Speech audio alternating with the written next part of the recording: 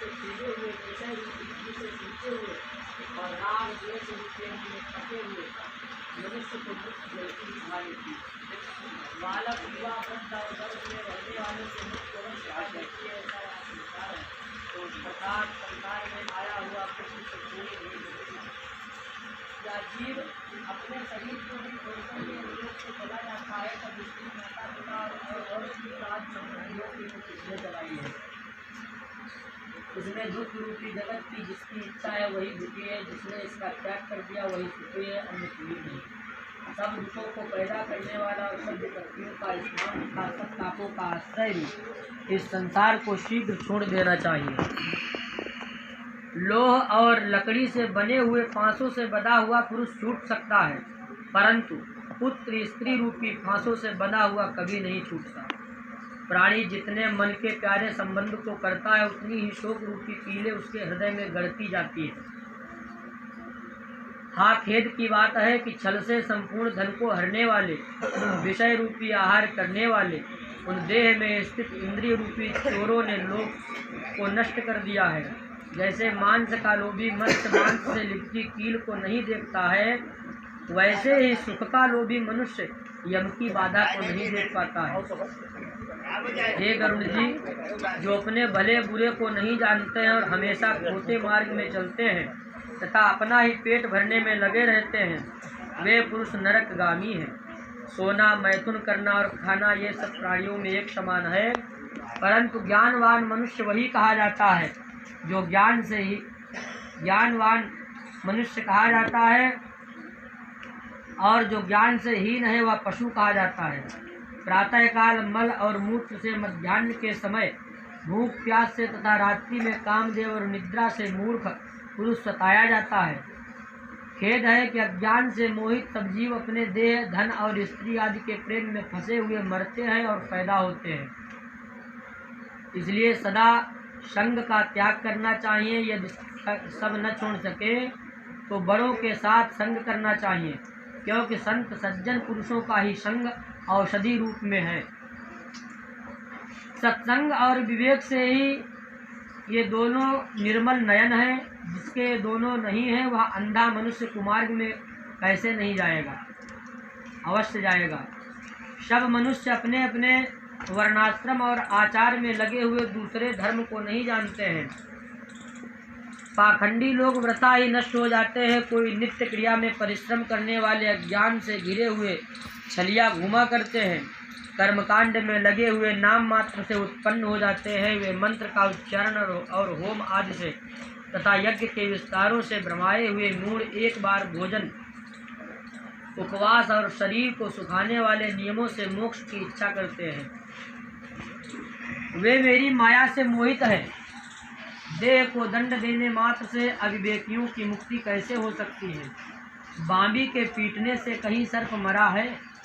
पाखंडी लोग बड़ी बड़ी जटा और मृगचर्म धारण करके साधुओं का सा वेश बनाए ज्ञानियों के समान लोक में घूमते रहते हैं और मनुष्यों को बहकाते हैं। सांसारिक कर्मों में आसक्त और मैं ब्रह्म को जानता हूँ ऐसा कहने वाला तथा कर्म और ब्रह्म दोनों से भ्रष्ट मनुष्य को चांडाल के समान त्याग देना चाहिए।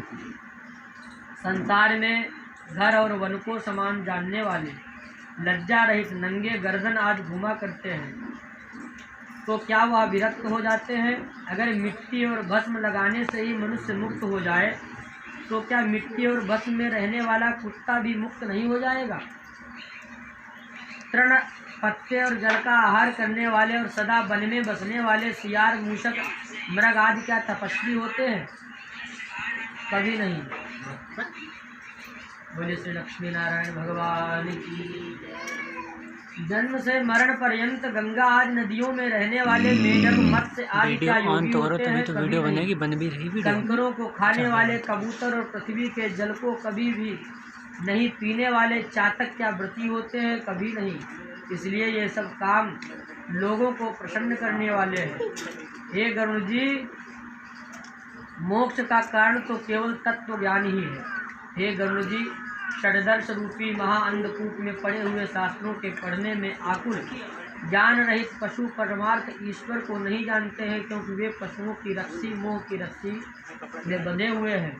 वेद शास्त्र रूपी घोर समुद्र में इधर उधर छटपटाते हुए कुतार्किक षडूर्मियों शोकादि 6 उर्मियों को रोकने में व्याकुल रहते हैं, अर्थात कुतर्क से द्वैत ज्ञान ही में पड़े रहते हैं।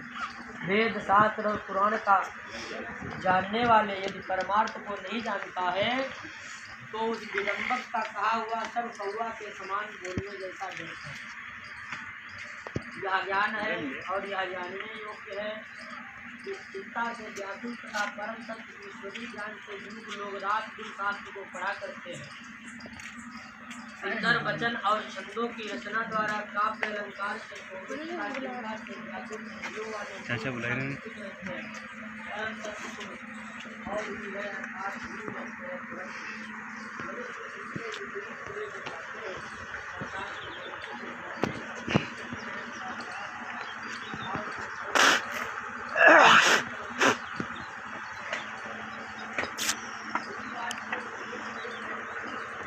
आज ग्राम पंचायत तुलसीपुर में आचार्य सुनील शास्त्री जी के पूज्य पिताजी का 10वां का कार्यक्रम संपन्न हुआ, जिसमें वैदिक आचार्यों ने गरुड़ पुराण की पावन पवित्र कथा सभी बंधुजनों को सुनाई।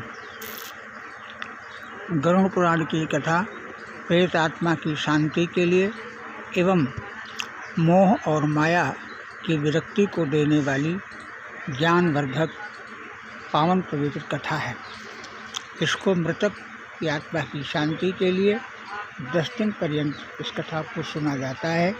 इससे धर्म अर्थ काम मोक्ष और आत्मा की शांति भगवत कृपा प्राप्त होती है। आज 10वां का कार्यक्रम संपन्न हुआ। कल शांति पाठ और त्रयोदशाह का कार्यक्रम होगा।